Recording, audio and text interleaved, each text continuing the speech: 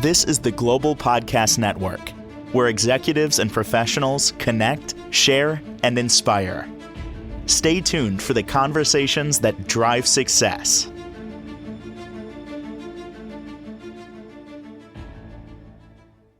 It's the best thing for all of us, but it's one thing that many of us are very uncomfortable with. And there's reasons for that. We're going to talk about change today and why we have an aversion to making changes in our life, why we put up blocks there. Life is always changing and we fight it. Let's talk more about that today. She is just a wonderful psychotherapist, has lots of insight on that and much more, and works with anybody, anywhere. So great to have Dr. Hadass Harel back with us.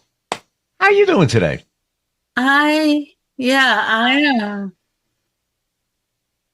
very confused, like all of us right now. Everything is just changing from under us, isn't it? Lots going on. Yeah. Yep. I mean, snow is melting, but we don't know that it's really melting. They're changing the clock at the end of the week. Let's stop right there. Thank you for saying that, because that is a term. We're going to change the clocks. Change the clocks. But it's interesting how some of us embrace that. Oh, great, more sunlight. This is fantastic. But there are some who say, why do we have to change the clocks? Why? Why do we have to do any of it? It's so, change sucks. I mean, change is really so uncomfortable, right? I mean, if you have a pebble in your shoe, and you have grown accustomed to a pebble in your shoe, you walk a certain way. All of a sudden, they change this thing in your shoe.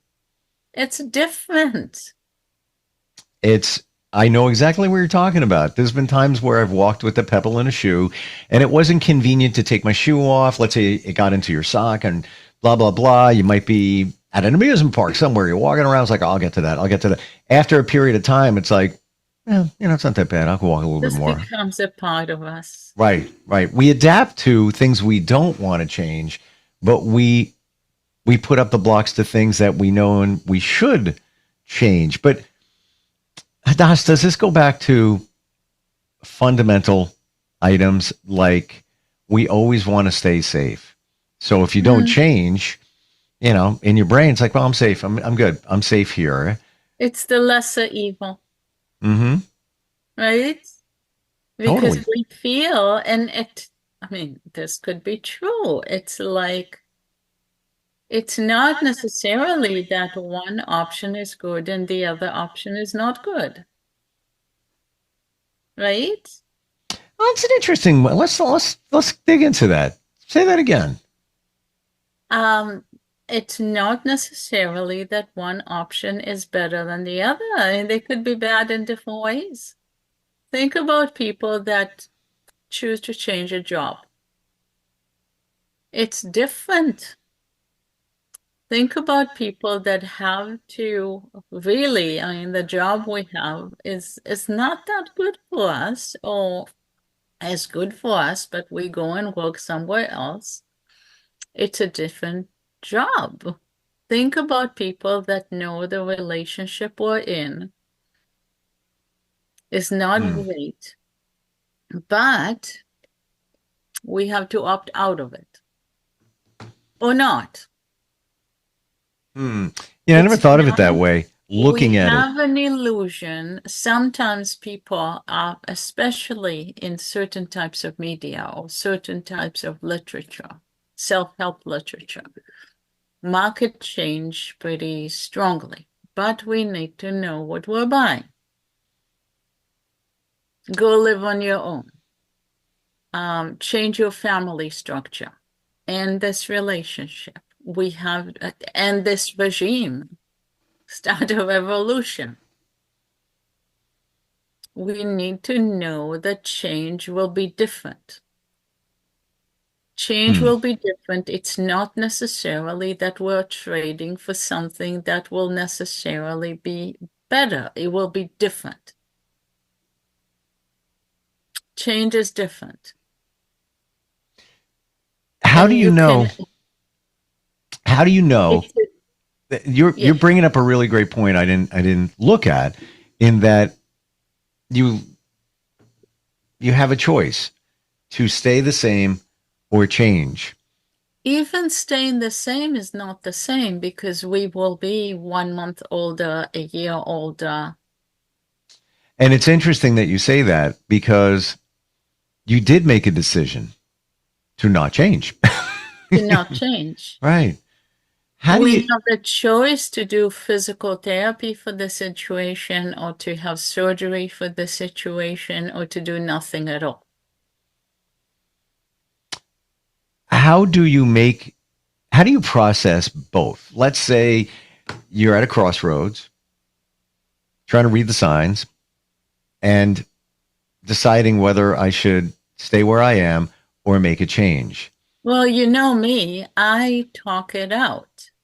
I talk it out. I talk it out with myself. I talk it out with someone else. I talk it out. I don't, but I tend to talk it out in terms of what's the worst that can happen.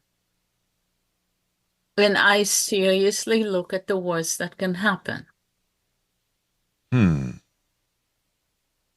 And I also look at what's the worst that can happen if we stay exactly right here, right now, with the same shoes. So, But honestly, what's the worst that can happen if you opt for no shoes or for different shoes that may not be comfortable until you adjust to them? I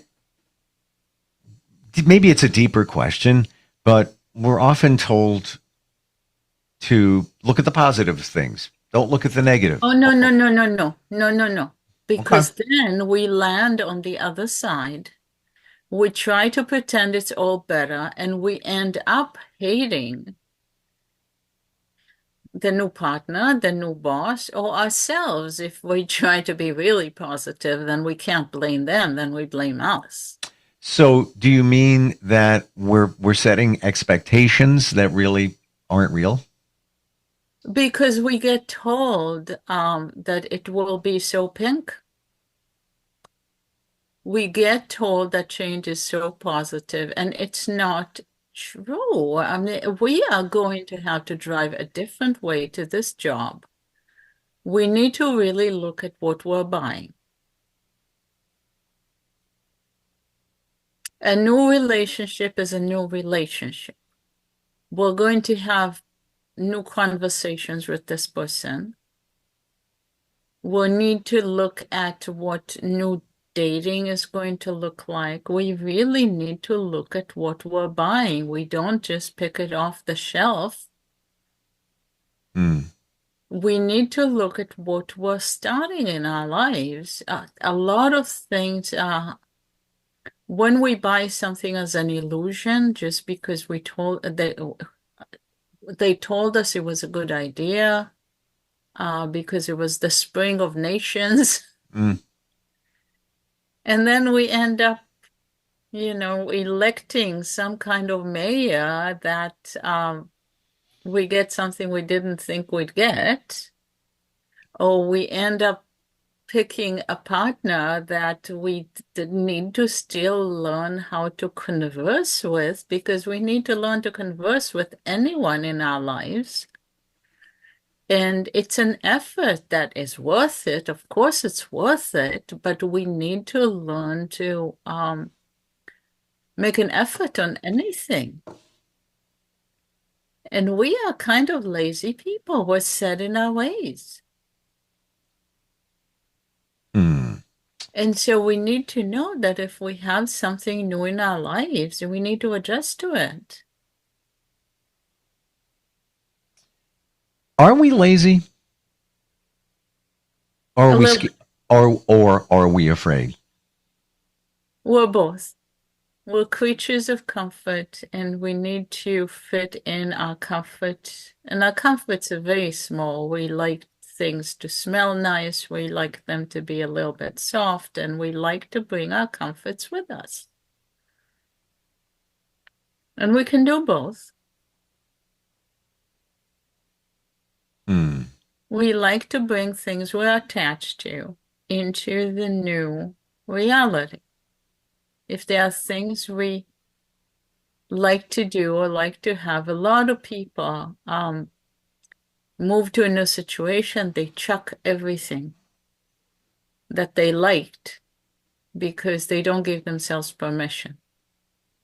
Hmm. Because they think it's the right thing to do. So let's come up with a scenario, hypothetical, and your suggestion for working through it. So here we go. Just make one up here. You're in a relationship. You feel this relationship is okay, but your intuition is telling you that you deserve better, maybe. Oh, you're not going anywhere, and so you can bring new things into your relationship. Perhaps you can start to communicate maybe with your partner. Conceivably, you could do that. What if you've exhausted a lot of that? You've tried to talk with them. You're just, it was great in the beginning. Now you're at the point where it's like, this is just not, you have that feeling. And again, I Or said maybe intuition, you kind of grew up together. You're almost like you've become like siblings. whatever it might be. Yeah. But you're internally, you're feeling the voice is speaking to you and it's saying, this is just not the way it should be. It served its purpose then, it's not now. You have a choice whether to stay in this relationship or to take that leap and get out of it. How do you process both of those? Oh, you probably, first of all, you should own up that you're really feeling this because sometimes you don't want to talk even to yourself about that, True. you Yep. know? Oh, Um, totally. Totally. So many people will make themselves busy intentionally to avoid having to yeah. confront yourself. And then you act out. Uh, you do all kinds of things just not to admit that. Hmm. But also sometimes if you, sometimes you can change your habits. You don't necessarily have to change the relationship because you can reposition yourself towards each other and then the relationship is completely different. Hmm.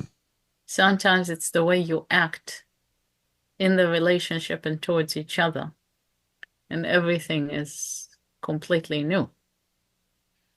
Sometimes it's the constellation of the way you and the other person, and sometimes it can be completely rearranged.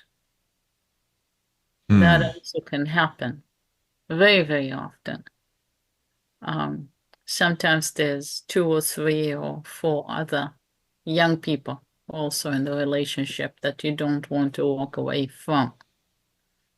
That is also an option, but there are also reasonable ways to walk out of a relationship ultimately. Hmm. But you can also find ways to be talking even about a separation. Um, Assuming this is a good person, there are ways to talk even about that.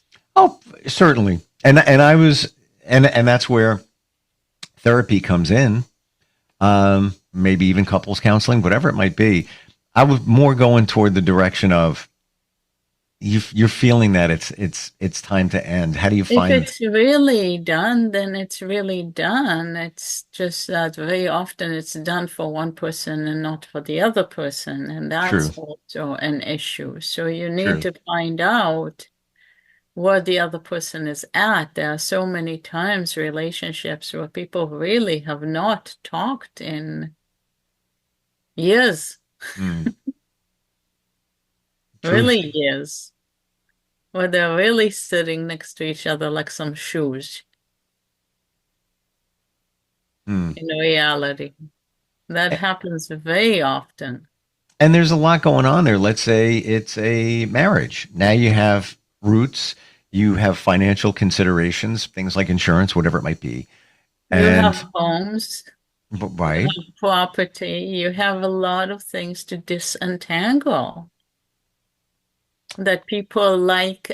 So often I work with people where they like everything but the partner themselves. Mm.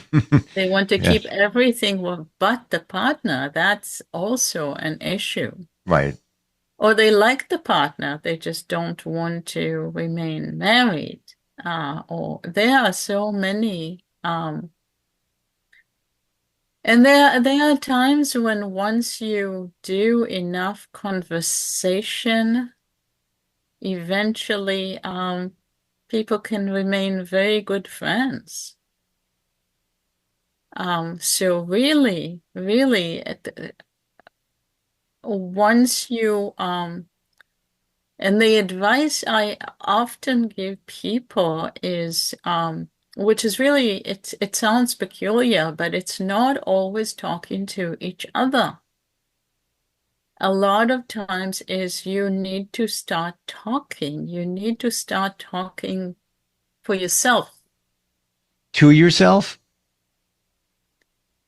with someone for yourself. You need to start to have conversations, because what happens is that people who get to a point of no return about anything, who get to a point where they feel cornered and feel that they're bad, feel that they're at a point where they feel cornered, feel like their lives have kind of began to gang up on them. Really should not necessarily have couples therapy. They should have personal therapy. They should have Mm. times where they talk about their lives, where they kind of process what is going on with them. They should not have, I mean, I do a lot of couples work, actually. But that's not necessarily the place to process your personal life crisis. People in couples therapy usually benefit the most if they separately have individual sessions. I completely agree. And I think that before you even enter into a long term serious relationship, both should be doing therapy. And people trying to save a marriage should have individual sessions, even with the same counselor. Hmm. Okay. They should have individual sessions if they're aiming to save a marriage, because usually they're in such different places that they should have separate sessions, because otherwise they will end up, if they really open up, screaming at each other, and Hmm.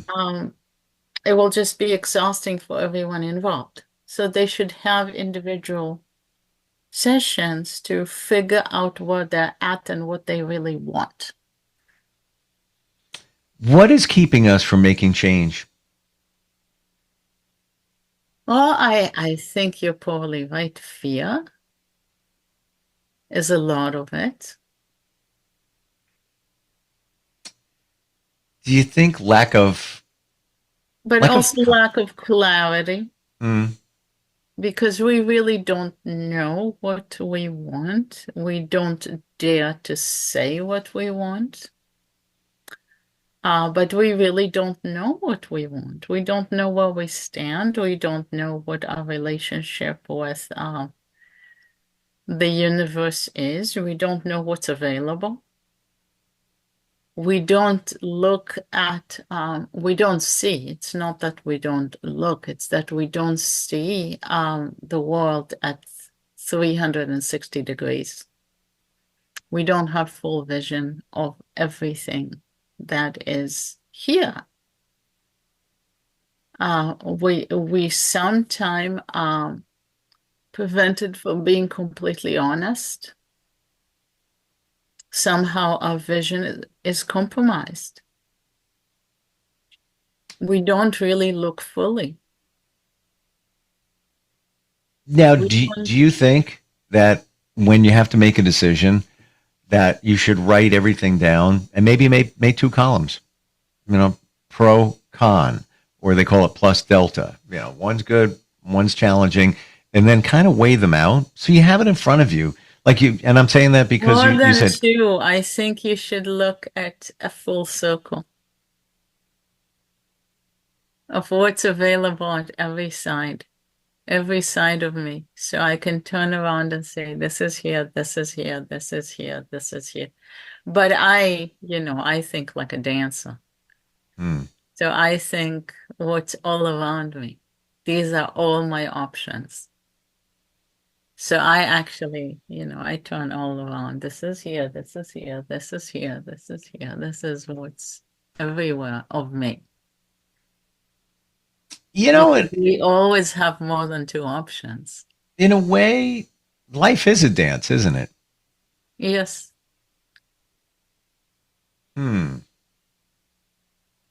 I think when we truly have to make a decision, we should look at all our options. We should not limit ourselves. Then we reduce ourselves to what are our options and what do we choose? Because a lot of times we have an option of, because a lot of times we would want to do the right thing or we would want to do the logical things, especially if we've been trained to think a certain way. But would you rather be, sometimes you have to ask yourself, would you rather be right or would you rather be emotionally right? Would you rather make somebody happy? Sometimes it is okay to make somebody happy, even though it's not the logical option. And that person that you just been actually arguing with may be seven, or may not be seven, but they may be emotionally seven. And it may be okay on this particular instance to make them happy on this particular instance. Because you may love them or because you owe them for some reason. Hmm. And you may be wanting to give them this one.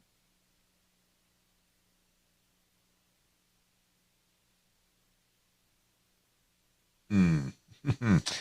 And Then, sometimes you're trying to make something happen in the most efficient way because we're rushing. But, so it's the shortest route between point A and point B. Or you may be saving the world right now. But sometimes we're not. Sometimes you may be saving the emotional state of the family. And so sometimes you may be taking a little person by the hand and saying to them, let me show you. I know you want to do this, so I will show you, and you will actually take your little shovel and you can do this. So it may take all of 3 minutes longer, but I will empower you to do it yourself. And it may be crooked, but it's okay that you will do it. I don't have to disempower you and take it away from you because it's okay that you do it, even if it's crooked. It's not the most efficient, but it's okay if you do it this time. Not the most efficient, but it's okay if you do it this time. So there are different ways for the most correct ways to be having something done. And so many times we have to bend our head around concepts of efficiency and the right way to do things, because we're very conditioned about right ways to have things done, especially when we have ways we've been doing things for a long time. So we have to retrain our heads. Very often we have to retrain our heads when we come into situations from previous habits. And from managing things a certain way before coming onto a situation.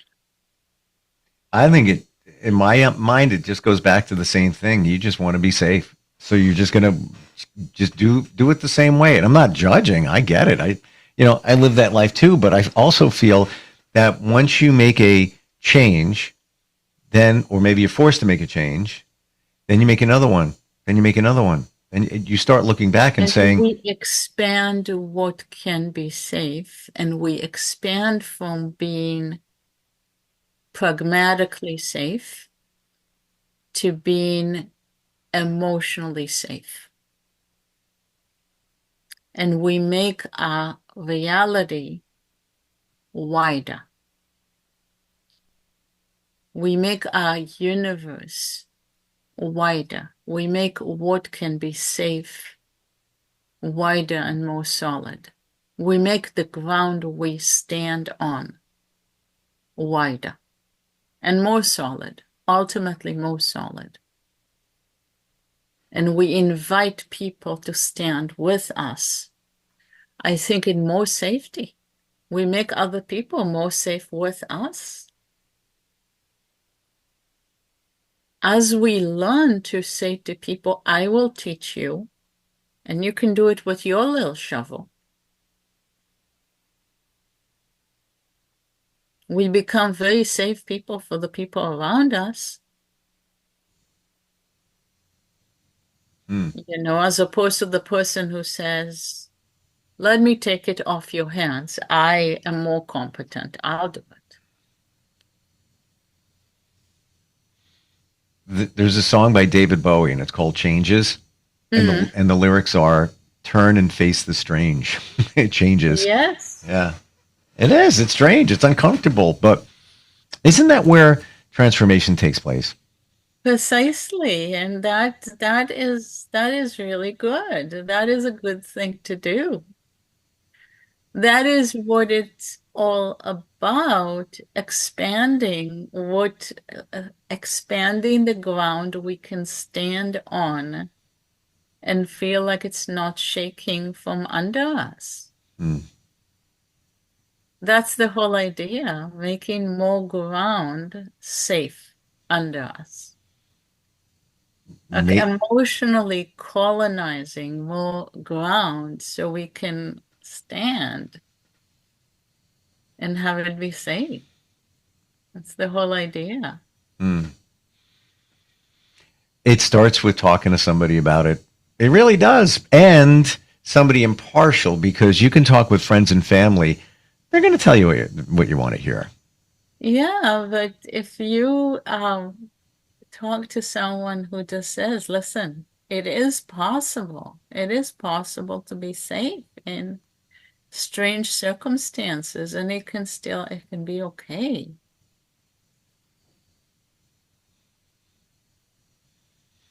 How do we connect with you? I know that you work with anybody, anywhere. It could be individuals, couples. How do we find you? Well, I will give you this number. It's 508-631-7649. And I work on BetterHelp, which even takes health insurance. And it's pretty much in every state, even in Canada. And also people in other countries have actually reached out a lot, which is way cool. And they can reach out to us here, which is really nice, because if they ask questions, we can address them. You know what? Instant feedback, steve@gmail.com. Especially even talking about change, your advice for others. Maybe you dug your feet in, took the pebble out of the shoe, and you made change in your life. How'd you do it? What was your motivator? Yeah, absolutely. And is the best way to reach you, Hadass, Better Health, and that phone number?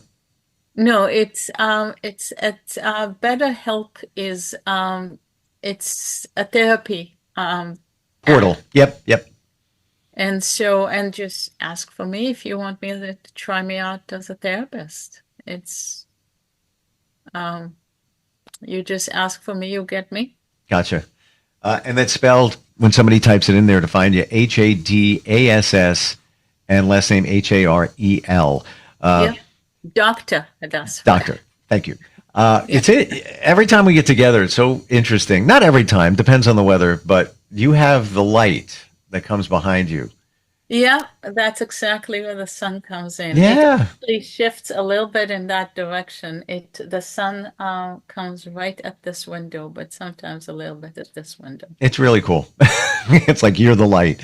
Hadass, thank you very much for today. Very important topic to talk about, and looking forward next time we get together. Yeah. It'll be great to see you next time. Likewise. We'll be right back. This is the Global Podcast Network, where executives and professionals connect, share, and inspire. Stay tuned for the conversations that drive success.